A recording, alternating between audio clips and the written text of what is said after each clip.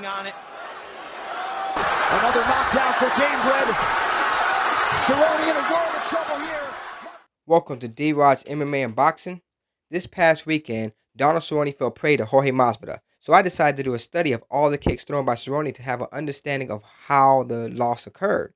Now, the breakdown is based upon all the kicks thrown by Cerrone opposed to the last part of the fight, because I believe it's unfair to judge a fighter when he's hurt just because the body does weird things when it's hurt.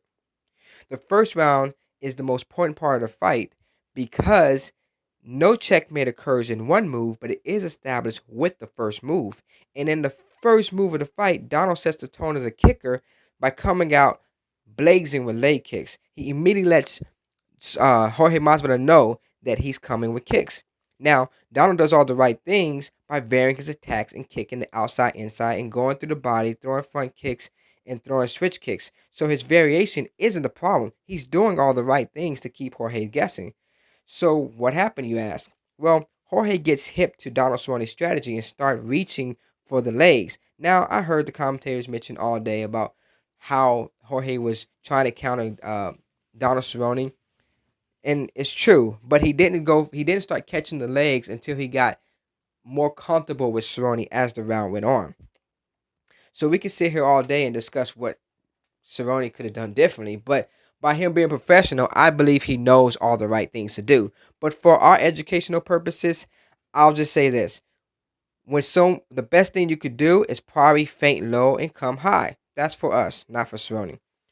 But for the most part, Donald did do great things. For instance, he countered with kicks. So as long as Jorge is striking, he can't catch kicks. Why? Because his hands are too occupied trying to throw his strikes, which is a simple and brilliant move by Donald Cerrone.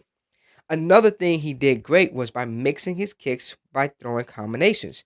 Jorge can't catch the kick because he's too busy trying to defend the punches coming towards his face. The combination also forces him to go backwards, putting him at the end of the kick, which is the most powerful part of the kick. Also, if Jorge did catch the kick, because of the distance between them, there would be a couple more hurdles for him to be able to get to Cerrone's face. So we discussed all the things that Cerrone did great. Now I'm going to discuss what I believe caused the knockdown. Number one, I noticed his kicking technique. Jorge was too comfortable taking the kicks off the body and parrying it away.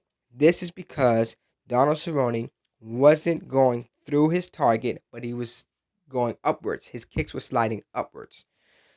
And the reason for that is because, one, he was kicking with his front leg. He wasn't able to generate any power by kicking off your front leg. He could have did a switch kick, and that would have gave him a little bit more leverage. Also, he was a little bit too close to his target. When you're close to your target, you smother your kicks. And you also very close to your target, or to your opponent, which makes it easy for them to now counter you. The second thing I noticed was his hands were down. And you know the routine. If you know anything about Mark Jackson, he says hands down, man down. Plain and simple. Third, Jorge's boxing. Because Jorge was winning the exchanges and was a superior boxer, Donald didn't have the confidence to throw meaningful punches as the round went on. This poses a problem. For instance, remember the combination we talked about earlier that worked so well for Cerrone? Well, now, because he's not throwing with any conviction and Jorge's no longer afraid of his punches, he's now comfortable to now try to catch the kick.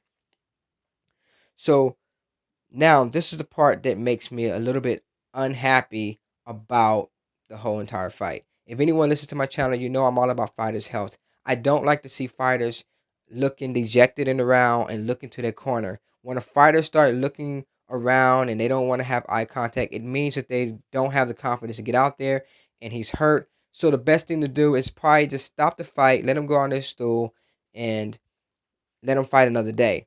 In this instance, Greg Jackson was trying to motivate him and get him out there, but you can clearly see Donald Cerrone wasn't excited. Even when he stood up, he looked down to the floor. He wasn't looking at his target because he just didn't have the confidence. And then he comes out into the ring, to the cage, that is, and he's not stable. His legs are shaky. He's not coming out blazing with hard kicks anymore. He's just not in stable position. And watching a fighter stumble around and getting hit is not entertaining, simply because fighters die in the ring, and there's been way too many fighters dying, both MMA and boxing. And I believe that we need to really put a lid on this and really start protecting the fighters a little more. This is DROD'S MMA and Boxing.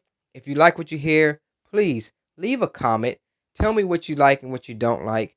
Also, if you want a video that you would like me to break down, let me know. I'll break it down for you.